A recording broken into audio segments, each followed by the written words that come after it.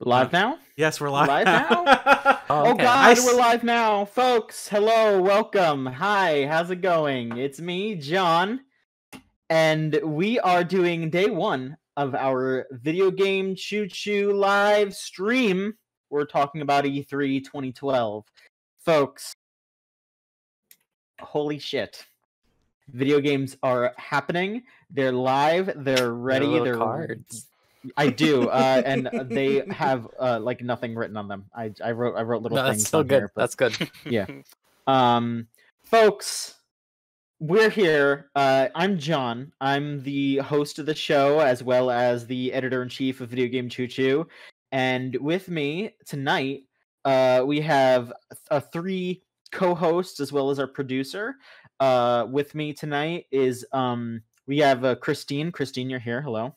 I'm here and excited to talk about E3. Walker, you're here. Hello. I am neutral about E3. And joining us from the Dragon Realm, or wherever the hell you're supposed to be from, we have... I'm at E3. Oh, yeah. Okay, you're at E3. Yeah. You're showing a Bloodborne cart. We have VTuber Rose. Rose, you're here. Hi, I'm here. Yes, happy to be here. It's great that I can finally be the one to go to E3 out of the site, since I can go to the virtual world really easily. You know, it's true. Very easy. Great. Get to see Geoff Keighley in the flesh.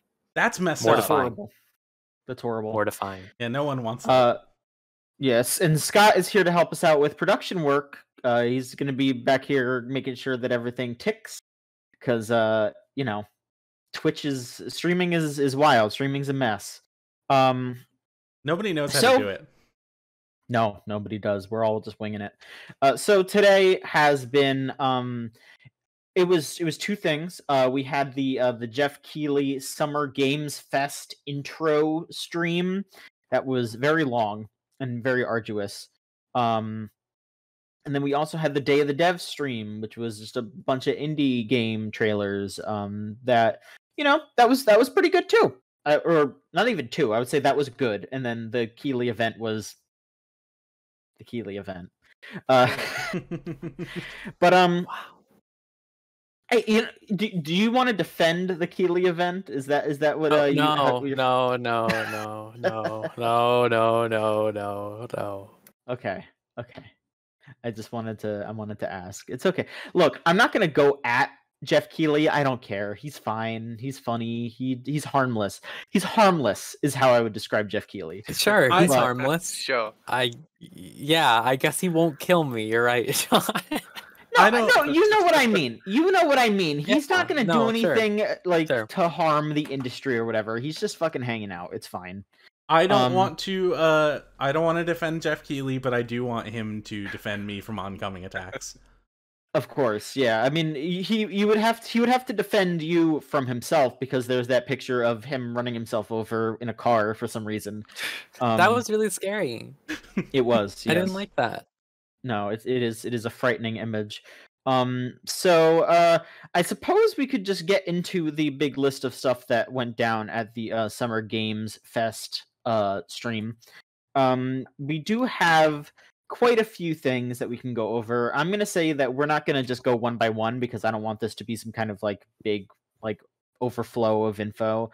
I think we should kind of talk about what we found interesting, what we didn't find interesting, and just kind of go from there. So, I mean, here, I'll pick a couple of things here. I'll pick a couple of things here. They sure did open that up with a fucking Tiny Tina game. It was brutal. As the Borderlands fan here, that was brutal. The best part of Borderlands, Tiny Tina. Oh yeah, definitely. I can't even joke about that, because I'm also like a Borderlands enjoyer, but Tiny Tina's the fucking worst. I can't imagine. Yeah, that's not the thing I enjoy in 2021. Yeah. Listen, no one else is making a game like that is the thing. Like, Destiny is the only thing comparable, and it's a completely different feel, very much more curated. Like, aren't they for better and also worse. working on another shooter, stabber, looter? They're also Oh, what? A Bungie or Gearbox? Gearbox. Gearbox is also working on Borderlands 4. So there's just going to be like 2 Borderlands next year. But they also had another fantasy. Oh, Godfall. Yeah. Oh yeah. Oh god, I forgot about Godfall. That. Come on. How can I forget about Godfall? To the Godfall people out there, but the primo game for the PS5 exclusive. Everybody forgot about Godfall. Mario. Yeah. It's Mario 64, Soul Calibur, Godfall. Like it's the 3. Yeah, exactly. Yeah. Yeah. But you know, I feel like right after that it was a pretty big bump up. The mood swung upwards right afterwards when they showed that trailer for Metal Slug Tactics. Hell yeah. Yeah. That does look really cool. I do think that we should mention because look, we want to be as transparent, I guess, with the way that the games industry works. But boy, SNK sure did get bought out by like by the Saudi prince that killed the journalist, right? Like God. That sure happened. Jesus. Yeah. I forgot about that. Well, it's like he holds a majority stake in like their shares or something slightly more complicated, but yes. Yeah, it's it is a shame. But I think that is something that should be acknowledged. I'm not gonna say that we shouldn't. Yeah, the games industry is just like that. It is extremely frustrating, especially because SNK, you know, is like coming back from being like completely down in the dumps, being the prototypical got turned into a pachinko machine company basically.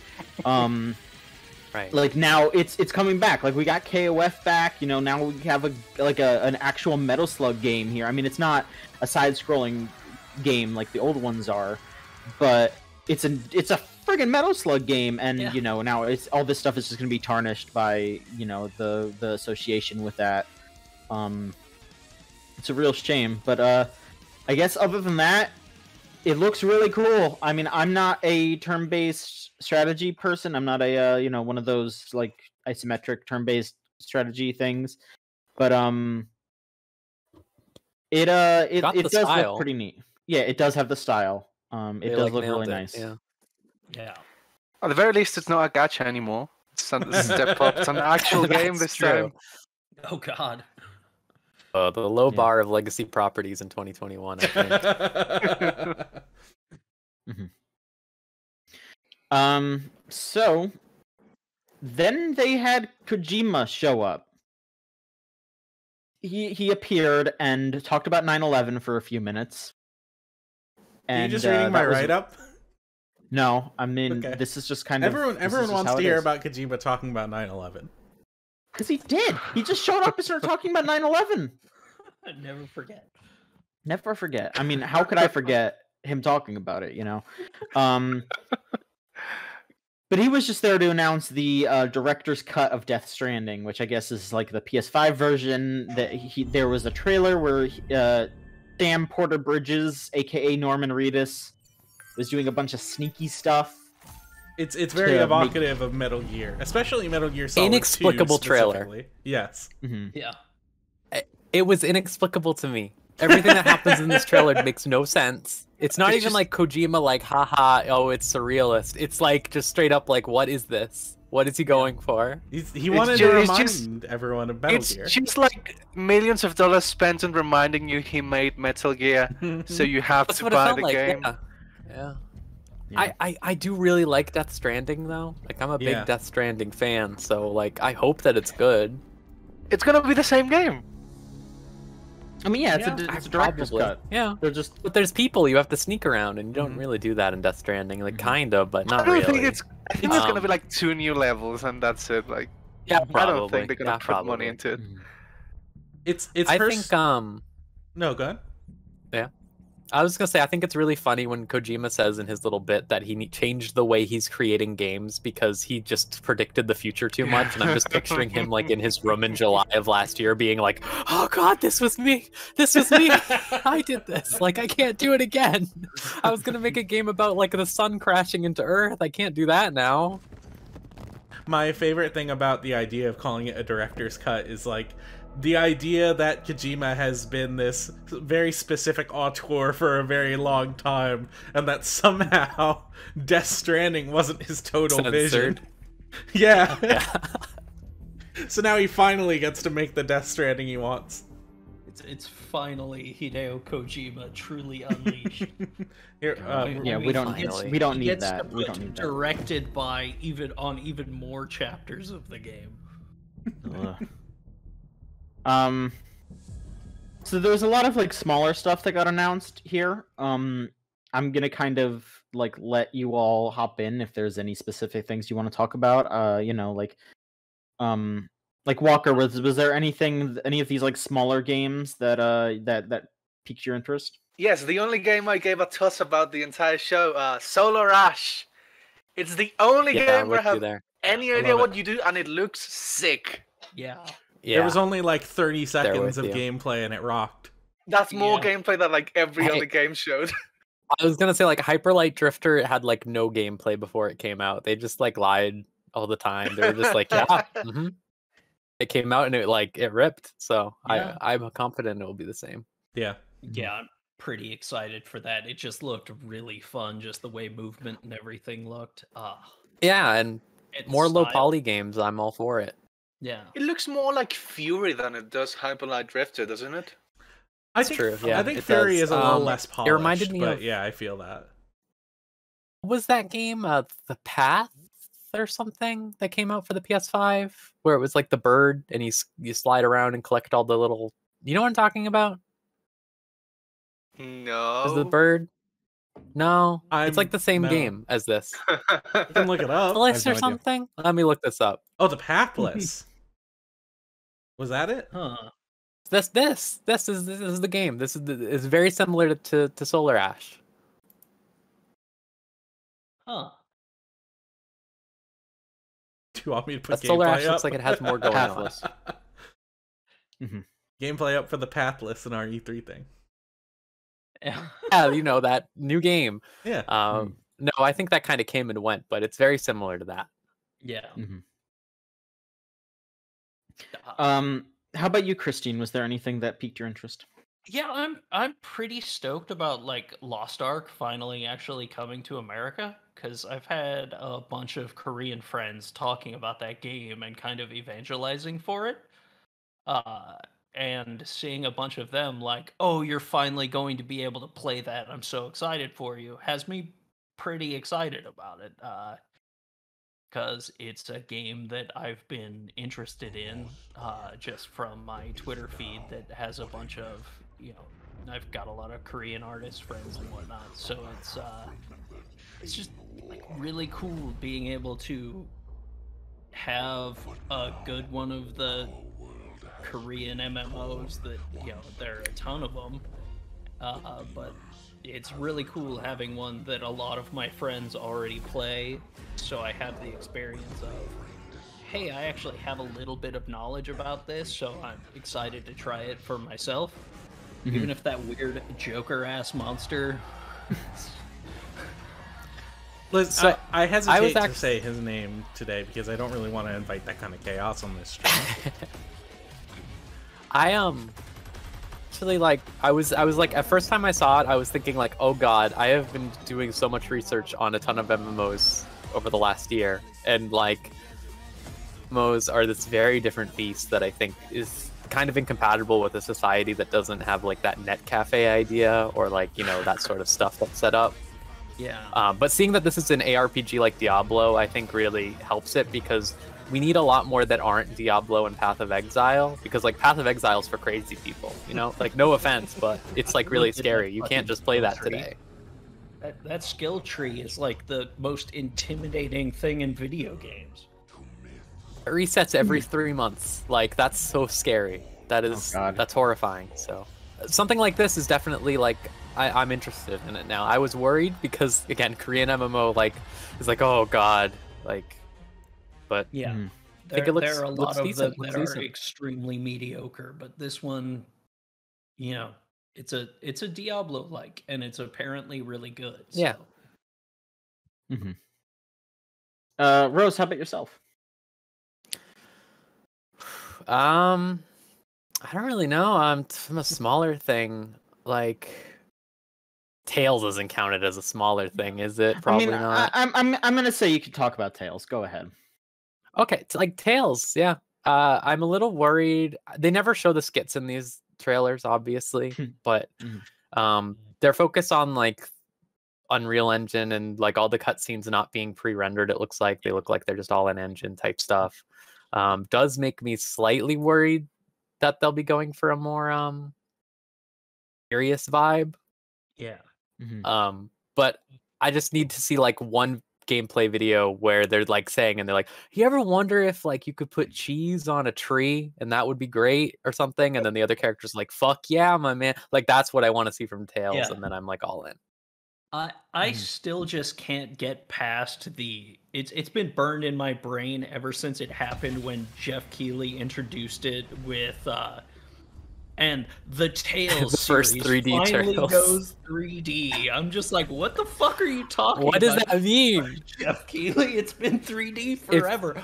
Oh, they're doing Unreal Engine, so now it's apparently real 3D and not fake 3D or something. I just could not. It had to be like bad translation, like issues just between like the M and Keighley, like like Bandai Namco being like, oh, this is the first like fancy, they're using a new engine or whatever. That means that's the first 3D one, you know?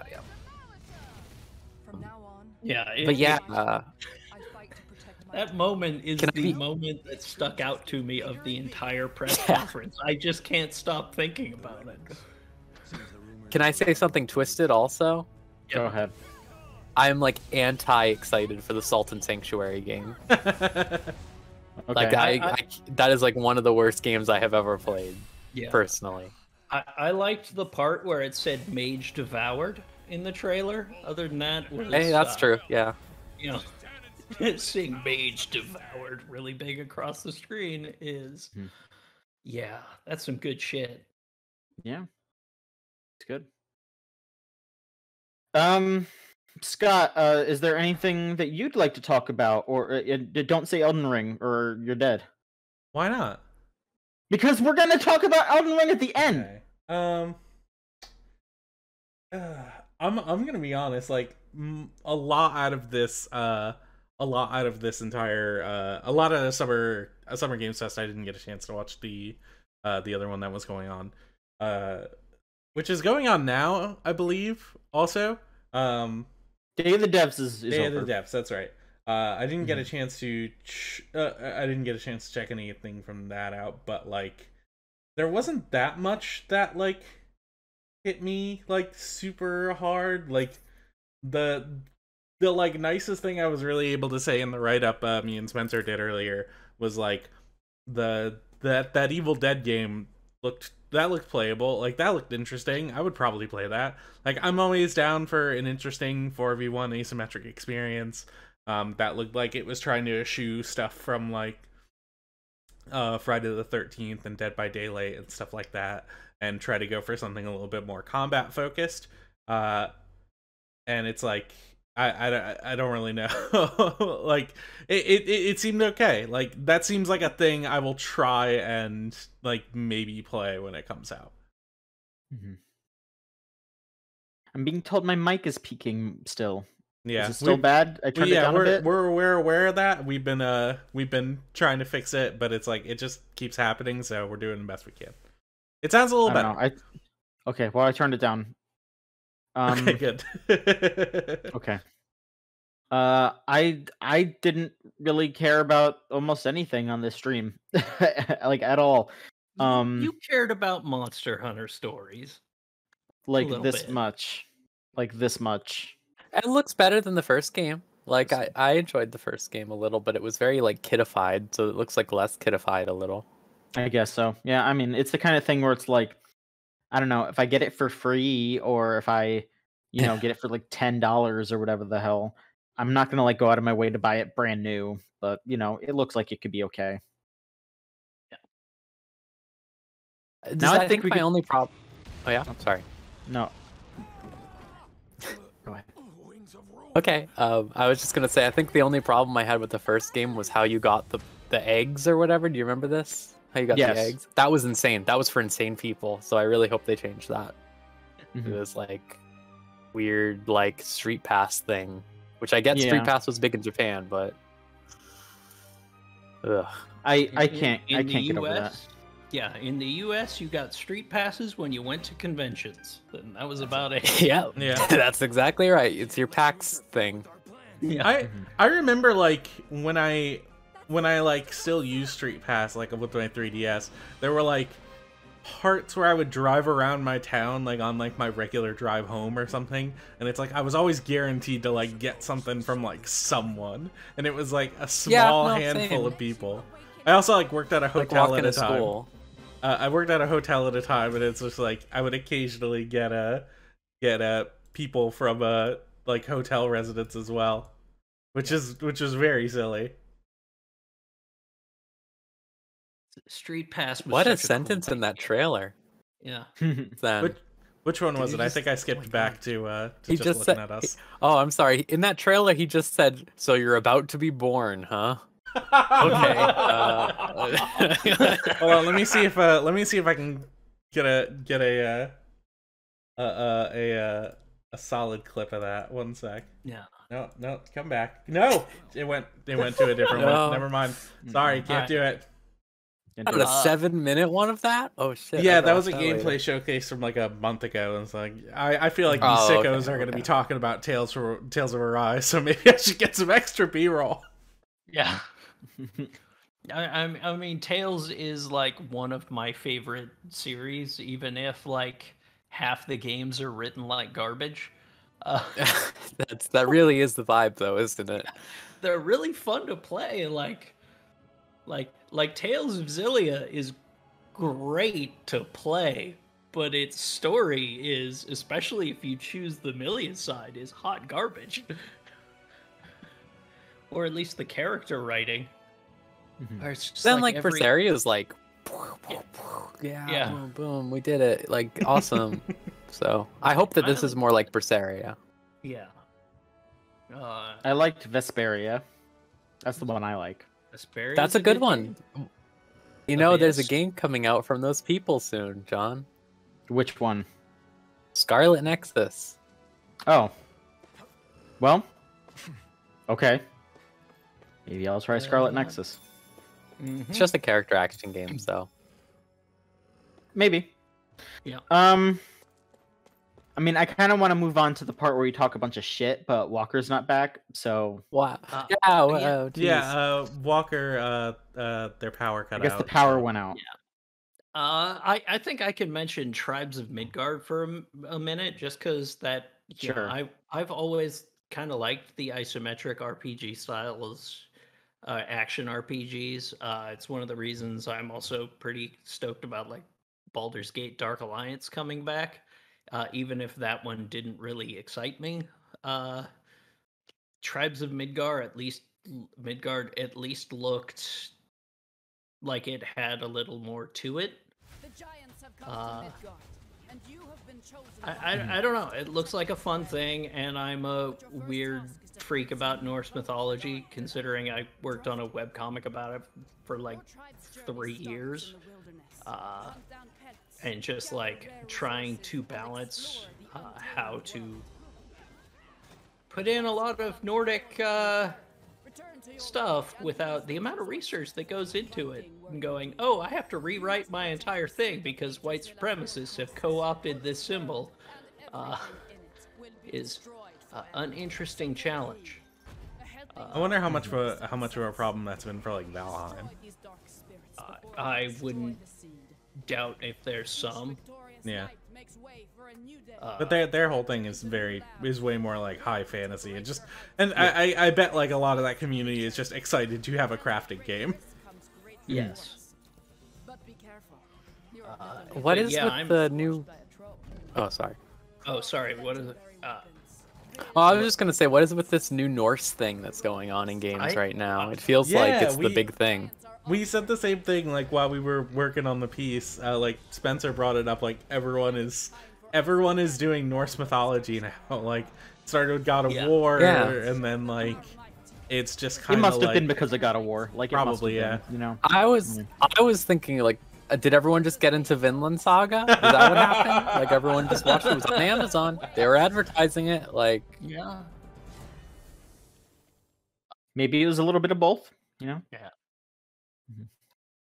No, I definitely think because you had God of War, and then you had Assassin's Creed, and then you had so many more of these that are just coming. You had what was the one Banner Saga? Yeah, that was also for a while. Big one. I think it is Game of Thrones. I know it's not actually Norse stuff, but it's like that aesthetic sort of like vibe that I think that they were going for. They were like, "Oh man, I love snow. I love when winter comes." So what we're really saying is that Skyrim did it, and Skyrim has poisoned us even further. Probably. No, it's done even more damage to the societal fabric. It was actually the Nintendo Switch re-release of Skyrim that did it. Man, because that's the 19th re-release of that game and the most recent. Unless they put one on phones I don't know about. And they did the VR one after. Oh, you're right. They did that version that was on like they were like, oh yeah, you could play it on like your smart fridge or whatever. I think they like literally did that. No, that had to have been an April Fool's joke, right? Did they actually do that? Who knows anymore? He did. All right, well, we're gonna have to just have Walker hop into the shit talk whenever they get back, because I think it's time for us to talk a little bit of shit. So, what the fuck? Yeah, I'm just gonna go like, okay, what the fuck? What the fuck was up with House of Ashes? What the fuck? Everybody, that's the new Dark Pictures anthology game.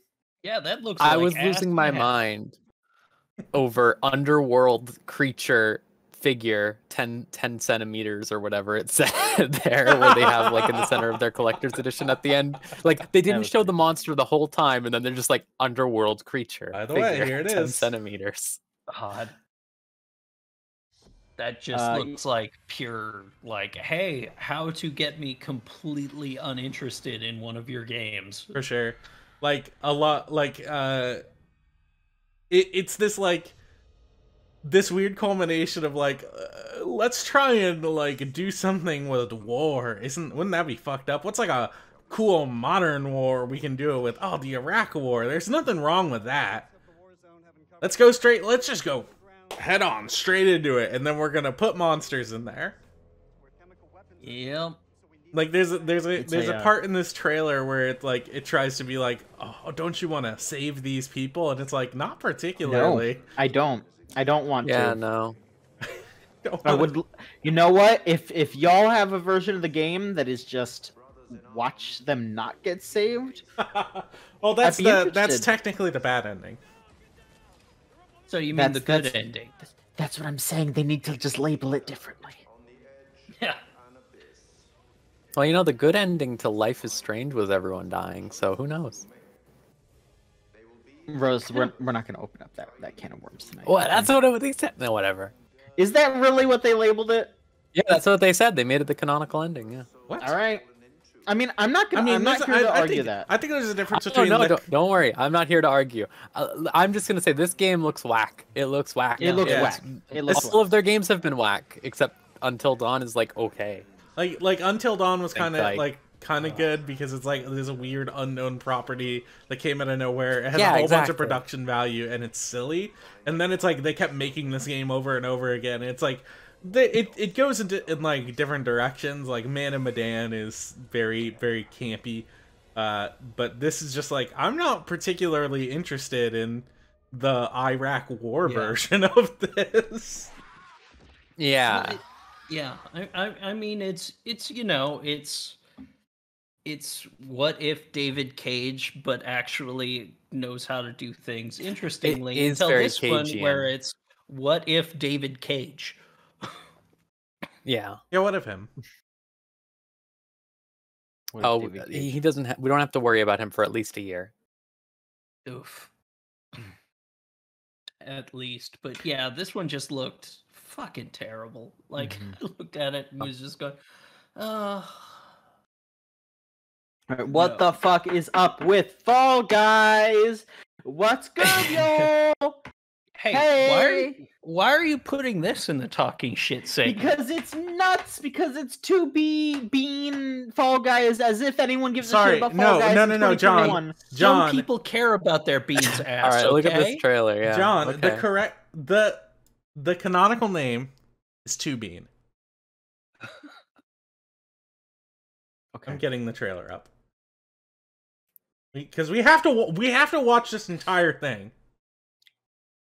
Yeah, the entire thing. It's like 23 seconds, so I have to have this paused while I'm on the thing, and it looks terrible. You can see all these more videos. Here we go. There she is. Yeah, it's 2021. Why are we doing this one? I mean, like, look, I know that Nier Automata was a big deal too, but I don't like it's both of these things feel like they're very late. Like, it's all very late. Nier just came out, right? Yeah, I can't believe they're releasing a Final Fantasy 14 crossover in this. Yeah, like put like an Emil head then, you know, like that's at least like something more recent. I'm gonna be so. From what I understand, this was actually a request by Yoko Taro, which is extremely like I can just imagine this dude playing Fall Guys all the time and being like, I want my character in this game, and just using whatever clout he has to get it to happen. And it's like, it's this just convolution of all of the stupidest things that could possibly happen to make it happen. And it's the worst possible thing it could be. And it's exactly how it should be. It is. Like, like they shouldn't have done an Emil head. They shouldn't have done anything else. What they should have done is scored that trailer to Weight of the World. But that's the only thing they should have changed. Right. Yeah. Hello, Welcome back, Walker. Welcome back, Walker. Walker, we've talked about we talked about Fall Guys and the two bunkus. The Iraq war game already. So you're gonna have to the Iraq deal war with game. that. Why did they do that in Iraq war game? What the hell? Yeah, if you want to go, go. Yeah, exactly. No, I have nothing to contribute. It's just the strangest premise. Like, why? Just why? Just why?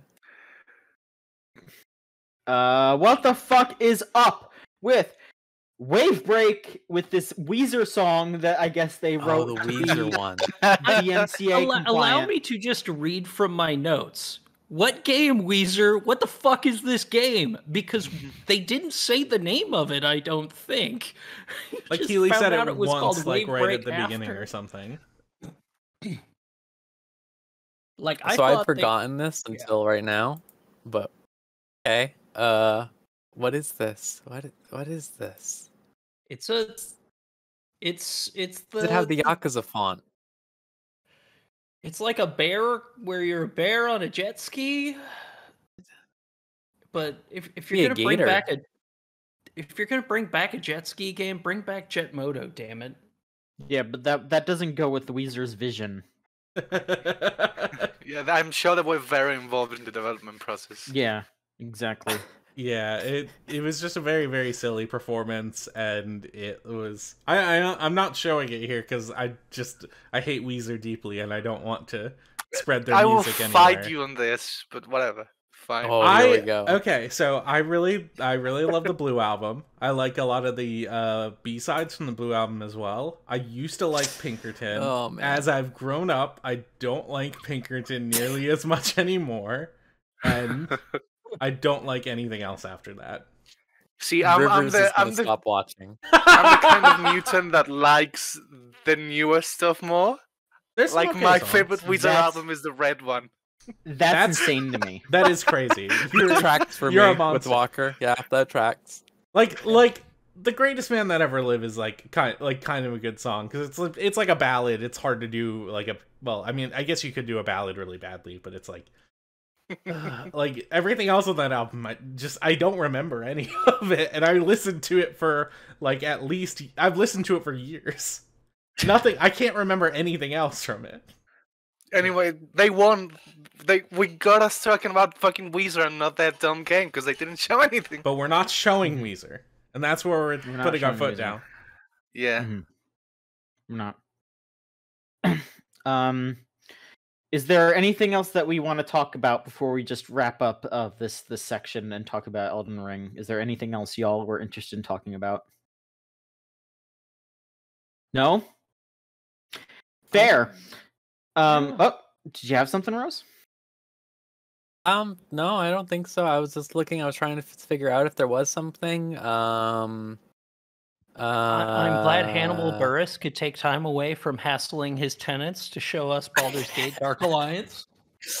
Yeah. Oh man.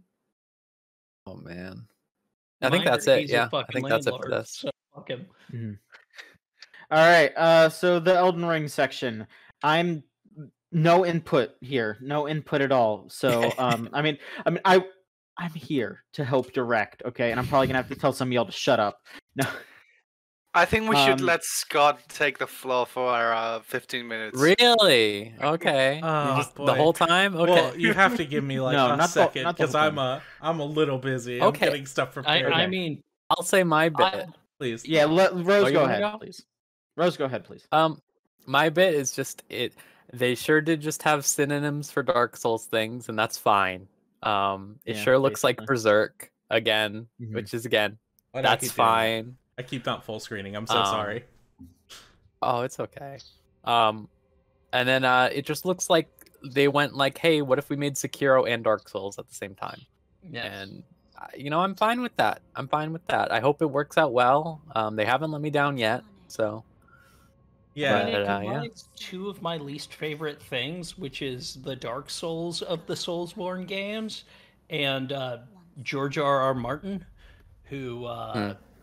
It's gonna be, hey, it's a Souls game where I have no interest in any of the lore because it's gonna be written like garbage. He probably it's didn't a do Souls as game. much. Yeah, like he didn't write all of the lore. From what I understand, his involvement was like he wrote some like that, like some world building and like some background information, which is like just enough to get his name on the cover. Just so it's like, some weirdo who's never heard of Dark Souls, but is like, oh, I love freaking Game of Thrones. Oh, wow, I'll play the Game of Thrones game. Rewatching this trailer right now, I'm really apathetic about these games, but the art style looks pretty decent, actually. Yeah, I think there's great creature design. I think... I really like the part where the goat horse thing jumped straight up in the air. That was extremely funny. I laughed at that. There it is. There you go. There he goes. That's very good. I'm trying not to fanboy too much, but it's like, I feel so directed at this. Like, it just like hit me with every single thing I want out of this kind of thing. I think like the thing that makes me really excited about it is the lack of a focus on a shield that they have. Yeah, because all the Dark Souls trailers always lead with like, I have a shield, and there is shields in this, like, so it's not like Bloodborne, right? Like there are shields sometimes, but there are plenty of times where they're blocking with a sword or they're just dodging outright, and that's really exciting to me. They're showing people doing cool shit, which is great. Like there was a part earlier where a dude is like spinning around a curved sword, and I'm like, hell yeah. That's the good stuff. That's what I want, baby. If they find a way to organically combine the ideas they started to get to in Dark Souls 3 and Sekiro of like the different weapons and like how like you have different moves and different animations and stuff that you can manipulate, I think that they would have a really good game. I love a lot of the like real body horror designs. Like this guy here who just has like a million limbs just sticking out of him. It's like, give me that shit. I'm so stoked for this. I can't. I gotta turn this off. Yeah. That guy has arms coming out of his arms. It rocks. It rocks so much. It looks really good. I'm excited.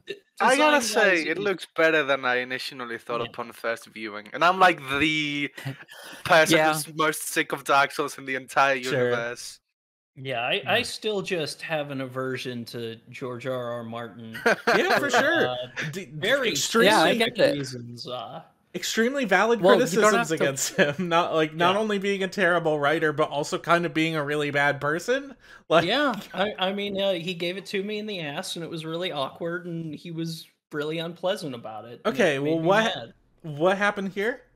So I was at San Diego Comic-Con, and I was in the fantasy art section talking to the Shiflett brothers, who are some sculptors that I really fucking love.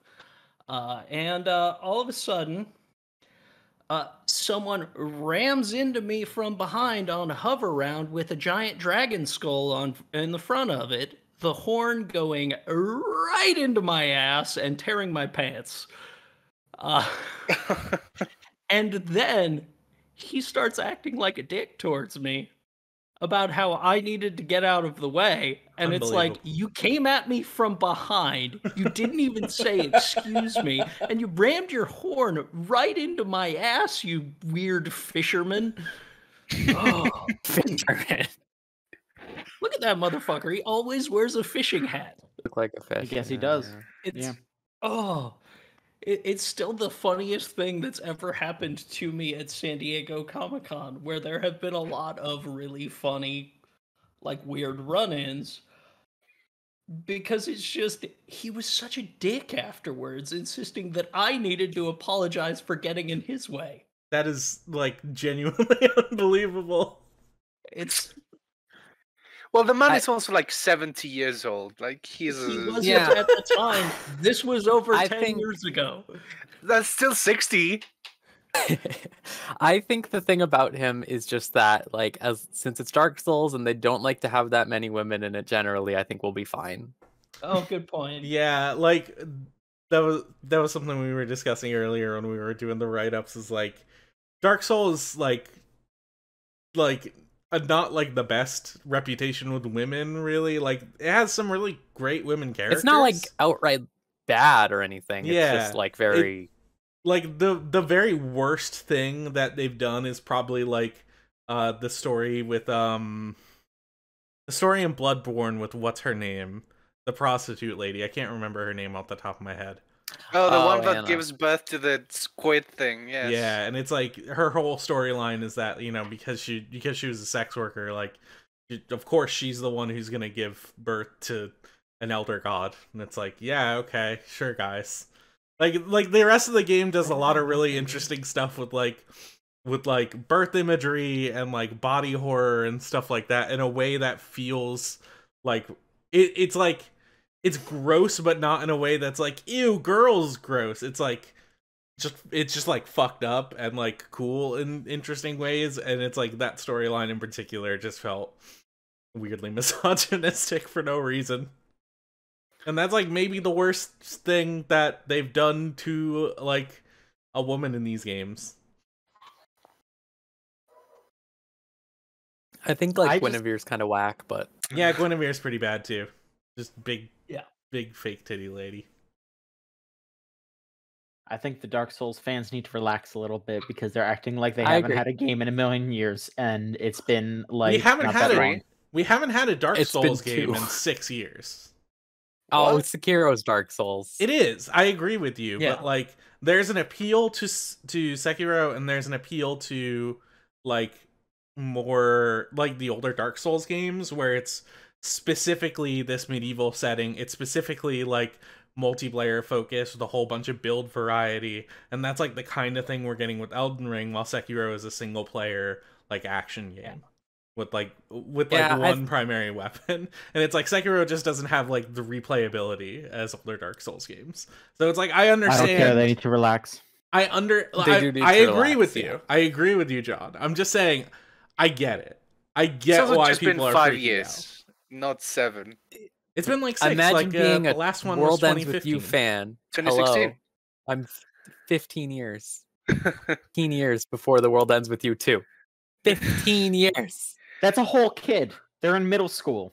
That's DMC 5, 11 years.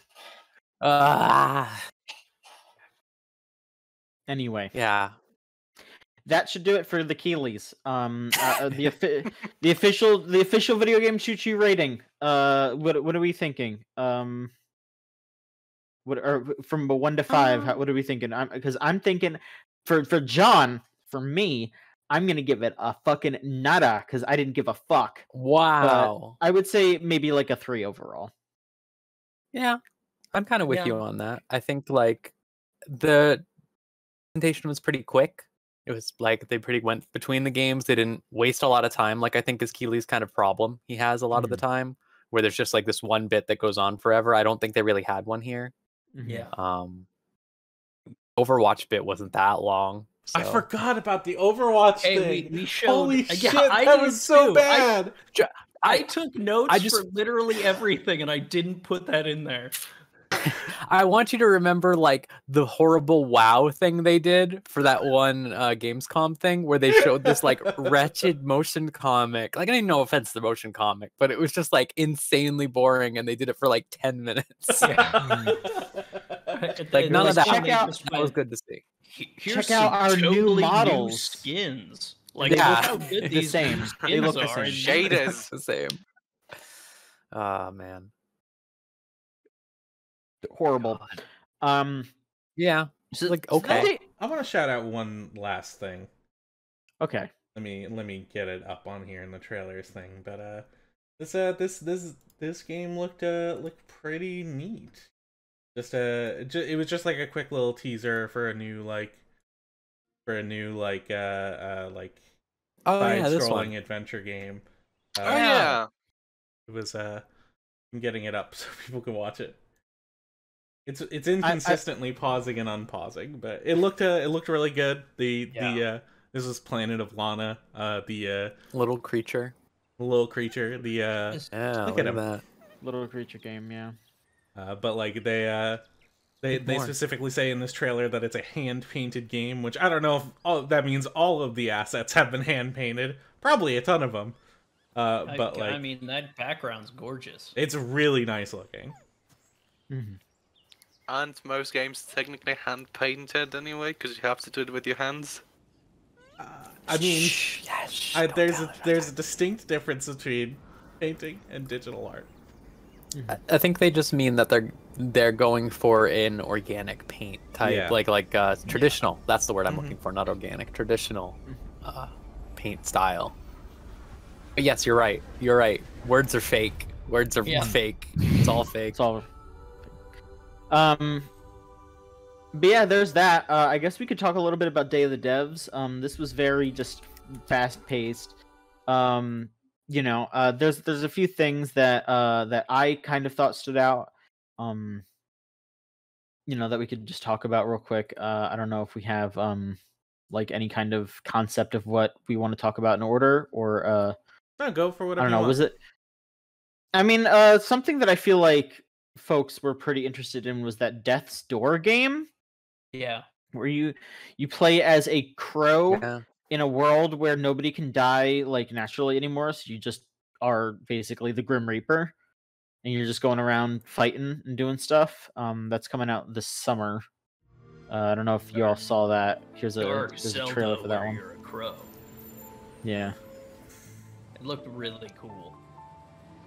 It did look really cool. We don't gotta just sit and watch trailers, but I do like to look at things. I did want to see if you can show me the Axiom Verge one at some point, because I missed that one, I guess. I missed that. Yeah, that one looked pretty cool. I'll see if I can find that. Yeah, because they confirmed that is coming to PS4 and PS5 later. This year? Yeah. Oh right, yeah. He delayed it to like September or something. Well, no, the PC and Switch version I think is going to be like September or whatever. There's not like a date for PS4 or PS5. Oh, but the PS4. Okay. Oh, okay. Yeah, that's going to be later. The Switch take priority. Yeah, that's that Nintendo money, I guess. You know, they're like, well, we're not going to do a Metroid, so you do the Metroid for us. even though there's rumors that there's going to be a Metroid anyway, so who fucking knows? You know. I mean, yeah, they just dropped 2 on us randomly in a Treehouse stream, so who knows? Yeah. Who knows? I don't know if you want to. Yeah. I mean, yeah, here's the trailer for Axiom Verge. Yeah, I was just curious to see it. I'm sorry. I was just like, yeah, show me. No, I want to see it too. Like, I really, really like the first Axiom Verge, even though I totally recognize that it's like a very like from a protagonist perspective, it's very like self-serving. Yeah. Oh man. But I really enjoyed that game. Talking. It had really fun ideas. Yeah. About like exploration and engagement with your environment in a Metroidvania. Like one of the things I really loved about that was like the areas that seemed like they were glitched, and then it's like you walk into them and it's like they kind of have the aesthetic of world of like what's the word for it, like just broken like unused levels from video games. Stuff. Oh yeah, and that kind of stuff. And they were like bonus areas and stuff that actually had stuff in them. So it's like they're not actual glitches, but it's like it definitely felt like it when you when you messed around with the mechanics, and like you felt like you were legitimately breaking the game. Yeah. I really liked James in the chat just pointed it out, but Vocabulantis that they showed off, it was like a stop-motion adventure game, which just looked really, really cool and that did look very gorgeous. Pretty. Like, just that is some good stop-motion that had me going, okay, I'm wanting this.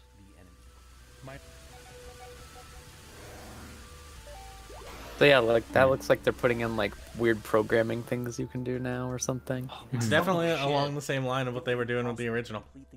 Yeah. Yeah. I hope it's good. Again, like my only problem with Axiom Verge with the protagonist stuff was just like, I'm sorry, this is always my bit, but like all the women heads were, it was like agonizing to me. Oh yeah, there was like like a Giger-esque like quality to it, but it's like instead of penises, it was women's faces, and it's like, man, you sure do hate just women, being like, don't you? I'm tricking you. I'm tricking you because I'm a woman. I love it. I love it when women trick me. Players out there who love a good boss fight. Very weird. Yeah. And will be rewarded for your efforts. What kind of coward doesn't literally love it when a woman tricks them? Come on. It's the most important. No. But another thing that looked really cool. I mean, it's been brought up a few times, but Unbeatable is something that I think a lot of people are looking forward to. Musash too. I mean, it's kind of mused at. I would say it's more just like they watched a bunch of Kill la Kill and were like, all right, we got to do that, but with music. Yep. And it has the best tagline of any video game. I wouldn't say of any video game, but you know. I'm sorry. A world where music is evil and you do crimes is a great tagline. That's pretty good. I see what you mean. Okay, I see what you mean. I mean, they're gonna show a villain character who just looks like Satsuki. Like, it is just Satsuki, but blonde. And literally all their villains look. Yeah, they have like that. There's kind of like very. You watch Promare, same color scheme. Yeah, similar color scheme to Promare. But it still looks cool. You know, it's not just this. It's not just the art style. It's got really good music. The gameplay looks fun. It looks much better than that Friday Night Funkin' thing. Yeah. Oh yeah. There's a demo out right now on their Kickstarter, I believe. So it's like you can totally go and play this game right now. Yeah, it's also on itch and whatnot. Awesome. Yeah, it's in this early section. It's really fun. That's the girl with the pink hair. 3 bandmates have just barely. Yeah, that's just Satsuki. Yeah, like that is just Satsuki. Yeah, pretty much. Literally, the white with the blue tie is their villain aesthetic for every fucking thing they've done. I think it's nice that they went for that Triggers type style, but it's at least like slightly modified to be their own thing. Yeah, I think it has enough of a distinction. It's like more grungy. Yeah, Niall was asking what game it is. It is Unbeatable. Unbeatable. Yeah, there's a demo out. Let's see, something else that looked neat. I mean, I'm just kind of picking stuff here. There's a Walk was a game that that looked really neat. Yeah. Yeah, it's you play as like it's like in a Japanese neighborhood. You play as a little girl, and you're like trying to get home with like a shadow monster coming after you. Yeah, Wow. I spooky. hate it when shadow monsters do that to me. Why are there so many games that are this from Japan? They're all all these Japanese indie games. I have played 4 of them that are this. They're even all called Walk something, like Yomawari or like Yume Nikki kind of. And I'm trying to find it. I can't find it anywhere. There's nothing scarier than being a little girl. It's I guess that's true. The walk thing was more part of, hey, we're just showcasing this indie collective in Japan. So yeah, it was like Asobe, right? Or yeah, something. I don't think it's going to have its own trailer right now, but yeah, that was really cool. I actually liked the first game they showed off, which was like VVVVV, but you could throw your rocket head. It's a Lek head, I think it's called. Yeah. Oh yeah, that one. Just looked kind of like some cool platform puzzling. That one was like a cute idea, but I just was looking at it and I was like, it feels like even slow from this gameplay things. And then they were like, and the chat can interact with it. And then like they showed like the chat selecting trap, and then the trap completely misses and doesn't do anything. It was like, wow, the chat did it.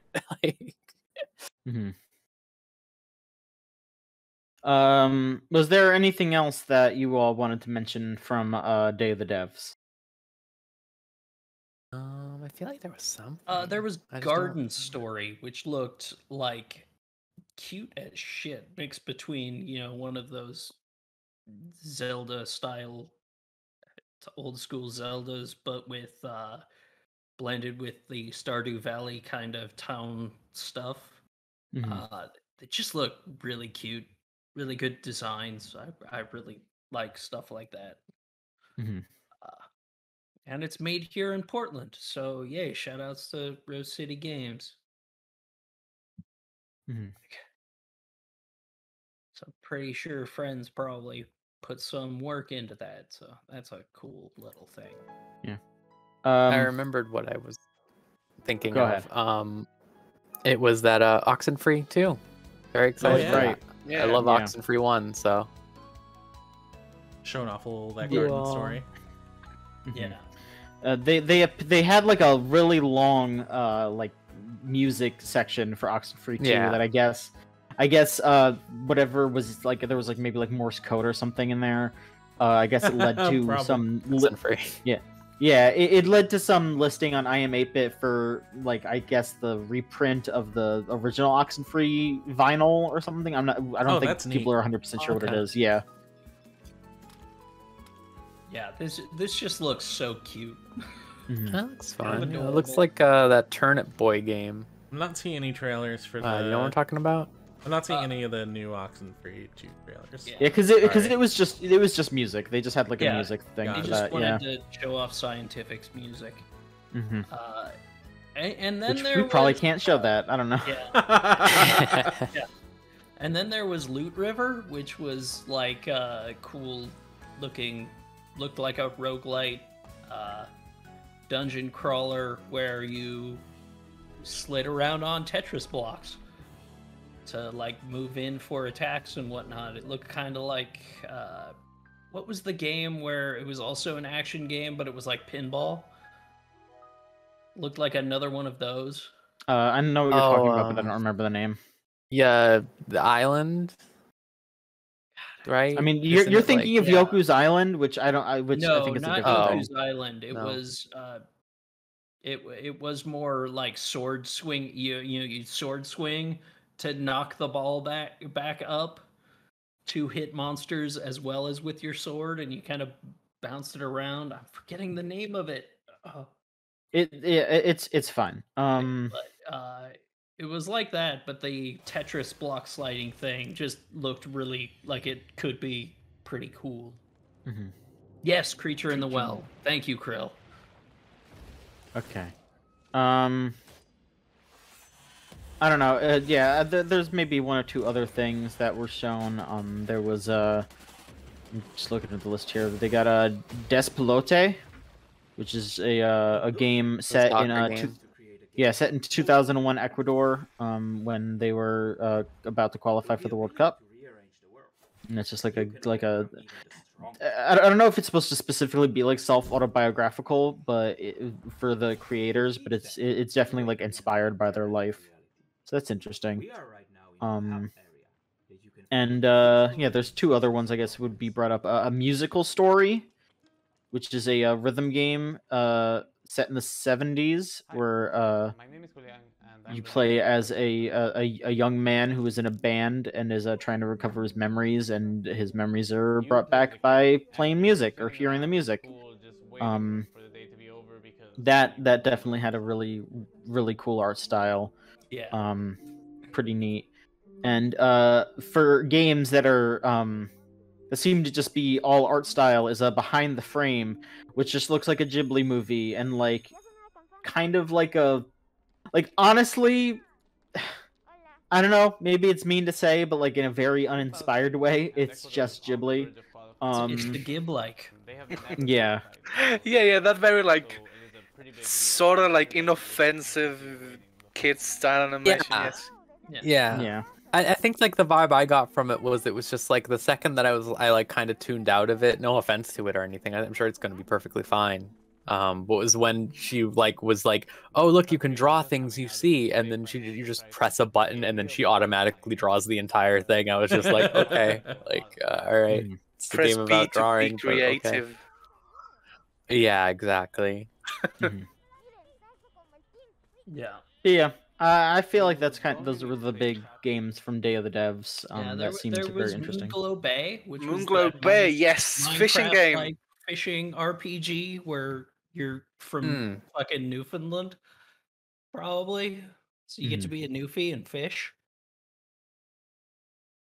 All right. Is there anything else y'all would like to discuss? Because otherwise, I don't think there's really much else to talk about tonight.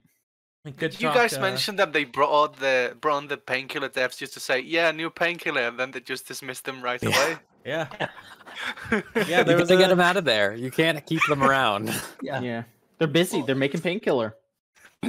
Yeah, it was like 12 games all on like this new publisher's lineup, and it was like Mountain Blade was in there, Kingdom Come Deliverance was in there, which like fuck that. Like just a whole bunch of just like a whole bunch of stuff. Like Payday was in there for some reason. It really they announced. Yeah, they basically just like stealth announced Payday 3. Really weird. And a new painkiller. Yeah. The Annapurna stuff, the only thing that really stuck out to me was that they had like hints of that Outer Wilds DLC that got listed a little bit ago there, which should be exciting. I think I'm still the only one who's played Outer Wilds on this website somehow, but I'll play it eventually. Yeah. It's good. I know everyone should play it. It's I know really everything good. about Except it. John. I just haven't played it. Play it, John. I don't have Game Pass anymore. Leave me alone.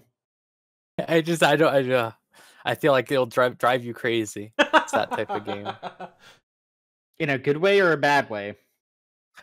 In a you will crash your spaceship and be like, what the fuck is this? This is stupid. And then you'll just be like, no more. Do you want me to just be the angry video game nerd for you or something? Is that what you want? No, wow. I'm trying to prevent this. I'm trying to stop it. So you want me to not play this game? To play it. Yeah, that's what I was saying. I said everyone should play it except John, is what I said. Yeah. Okay. All right. Jeez. I want to save you from that fate of becoming angry. Thanks. Okay. Maybe I'll watch someone else play it or something. I don't know. That's a good way to do it. I think that would be great. Yeah. Okay. But okay, yeah, no, that's all great. I think today was interesting. I mean, do we want to give a rating to the Day of the Devs? The Day of the Devs is probably a 4 for me, just because it had a lot more stuff that I was like actually really interested in. Like there were some games that are very much like, oh, I'm going to play that. Oh, that looks cute as shit. I want to play that. So, yeah, it definitely was more appealing to me than what we saw at the Keighley's.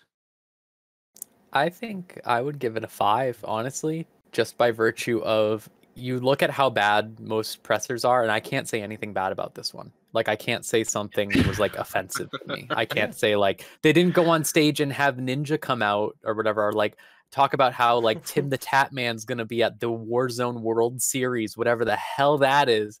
Like the nightmare. It's a nightmare, and they didn't have Ryan. I think like just having none of that. Movie.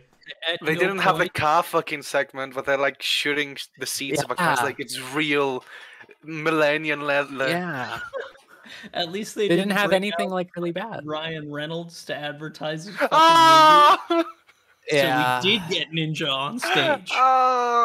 Like the what was the thing they said that was like Keighley said the funniest thing, the thing that killed me that he said was when he said, "I'm so happy that Amazon Prime Gaming they appreciate and respect my vision for this show and let me deliver it to you all." And I was just like, thanks. Like, yeah, thanks. that. Yeah. Oh man. Geoff and his rich parents, who are the ones that are like financing everything he does, like. Yeah. His vision is just an hour-long commercial. This is my dream. Geoff Keighley is just like hey, I'm a birthday boy. You can't beat me up. It's my birthday. That's like his whole life is that. But it 100% works for me though. Like I'm gonna be honest. Like I'm just like, you know what? I'm just like, you know what? Can't hate this man. You do you. Yeah. He knows exactly the life he's trying to live. Mm-hmm. Yep. But all right, thank you all for being on here. Thank you all for watching. I think we can wrap this up here.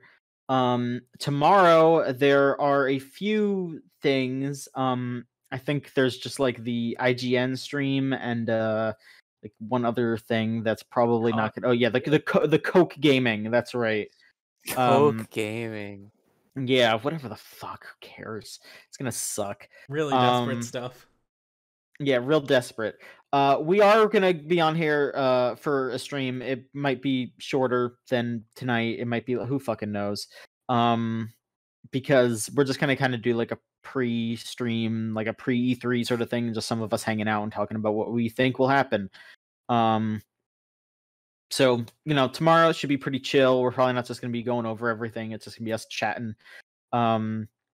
But yeah, we'll be back at 8 EST tomorrow for even more games.